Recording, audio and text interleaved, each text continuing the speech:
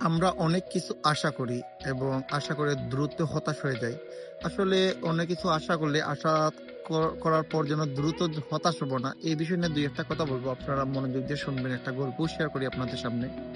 একজন ব্যক্তি ৪ টা মোমবাতি কিনে ৪ টা মোমবাতিতে ৪ টা নামকরণ করে। ১ম মোমবাতির নাম ছিল শান্তি, ২য় নম্বর মোমবাতির নাম ছিল ভালোবাসা, আর ৩য় নম্বর মোমবাতির নাম ছিল বিশ্বাস, আর ৪র্থ মোমবাতির নাম হলো আশা।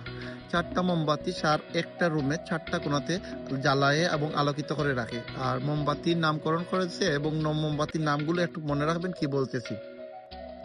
রুমের ভিতর রাখে এবং জ্বালিয়ে সে রুম থেকে বের হয়ে যায়। কিছুক্ষণ পর হালকা বাতাস আসার কারণে ১ম মোমবাতি শান্তির যে মোমবাতি নিভে যায়।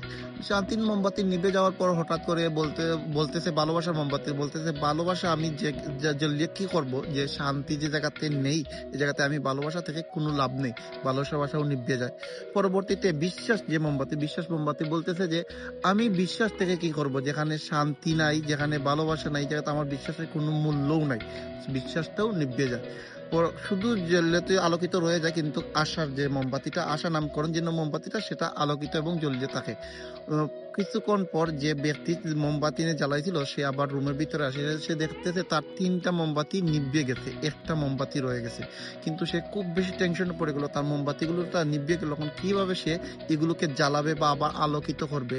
খুব টেনশন করতেছে। হুট করে তার মাইন্ডে একটা কথা আসলো যে বা চিন্তা আসলো যে, আমার তো আশা এখন পর্যন্ত আলোকিত করতেছে এবং আলো দিতেছে। আশা দিয়ে আমি আবার তিনোটাকে জ্বালাইয়া দেই বা আলোকিত করে দেই। তখন আশা তাকে এই তিনোটা মোমবাতিকে আবার জ্বালায় এবং রুমটা আবার আলোকিত হয়ে যায়। এখানে মূল কথা হলো, মনে রাখবেন, আপনি কোনো কিছু আশা করবেন। আশা করলে আশাটা আপনার লক্ষ্য ঠিক রাখতে হবে। আর লক্ষ্য আপনার যদি ঠিক থাকে, তাহলে আজ হোক আর কাল হোক আপনার আশা পূর্ণ হবে। আমরা দ্রুত হতাশ হই। আসলে হতাশ হওয়াটা কোনো ধরনের ঠিক না। আপনারা যদি কোনো বিষয় নিয়ে আশা রাখেন বা আপনি বিলিভ করেন বা বিশ্বাস করেন, এই জিনিসটা আজ হোক আর কাল হোক আমি পাবো, ইনশাআল্লাহ পাবেন। একটা কথা আছে না, আ চাওয়ার মতন চাইলে সবকিছু মিলে। আর আপনি যদি আশা করতেছেন, একটা জিনিস চাইতেছেন, আশা মানে তো চাওয়া। তো এই জিনিসটা 100% আপনি পাবেন। এটা বিশ্বাস রাখতে হবে, এটা অটুট রেখে কাজ করতে হবে। আমি এটা সবসময় বিশ্বাস করি এবং এরকম কাজ করি। আপনাদের একটা কথা বলব, কোনো সময় যেন হতাশ হবেন না। হতাশ হয়ে যেন যেকোনো জিনিসে আপনারা হাল ছেড়ে দেন বা হাল ছাড়লে ভাবেন যে আমার এই জিনিস আমার দ্বারা হবে না। কেন ভাই? আপনার দ্বারা হবে না কেন? আপনিও তো মানুষ।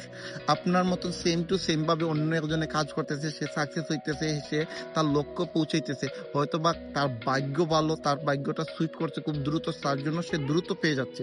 তার জন্য সে হতাশ হচ্ছে না। তুমি হতাশ হইতেছো কেন? তুমি একটু ধৈর্য ধরো, স্থির থাকো, নিজেকে বোঝার ট্রাই করো এবং যে লক্ষ্যটা করছো বা যে আশা করছো, এই আশাটা জন্য অটুল থাকো। অটুল থাকলে একবার না একবার সাকসেস হবা। আর আমার গল্পটা কেমন লাগলো না লাগলো আপনারা জানাবেন। যদি আমার গল্পটা ভালো লাগে তাহলে একটু চড়িয়ে চিত্রে দিবেন।